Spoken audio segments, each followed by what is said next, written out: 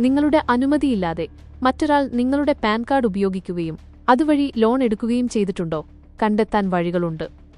ഇന്നത്തെ കാലത്ത് സാമ്പത്തിക കാര്യങ്ങൾക്കും സർക്കാരുമായി ബന്ധപ്പെട്ട പ്രവർത്തനങ്ങൾക്കും പെർമനന്റ് അക്കൗണ്ട് നമ്പർ അഥവാ പാൻ കാർഡ് അനിവാര്യമാണ്.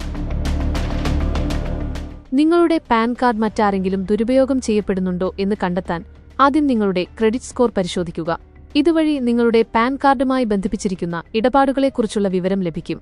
ക്രെഡിറ്റ് റിപ്പോർട്ട് ലഭിക്കാനായി സിബിലിന്റെ ഔദ്യോഗിക വെബ്സൈറ്റ് സന്ദർശിക്കുക.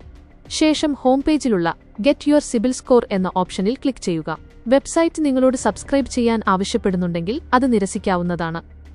ആദ്യമായാണ് നിങ്ങൾ ഈ വെബ്സൈറ്റ് സന്ദർശിക്കുന്നതെങ്കിൽ രജിസ്റ്റർ ചെയ്യേണ്ടതുണ്ട്. അതിനായി ജനനതീയതി, മൊബൈൽ നമ്പർ, ഇമെയിൽ ID തുടങ്ങിയ വിശദാംശങ്ങൾ നൽകാം.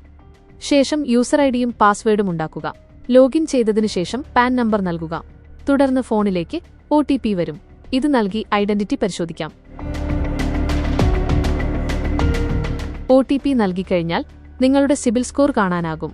വായ്പകൾ പരിശോധിക്കുന്നതിന് ലോൺ വിഭാഗം പരിശോധിക്കുക. ഇതിലൂടെ നിങ്ങളുടെ അറിവില്ലാതെ ആരെങ്കിലും വായ്പ എടുത്തിട്ടുണ്ടോ എന്ന കാര്യം വളരെ എളുപ്പത്തിൽ പരിശോധിക്കാൻ സാധിക്കുന്നതാണ്.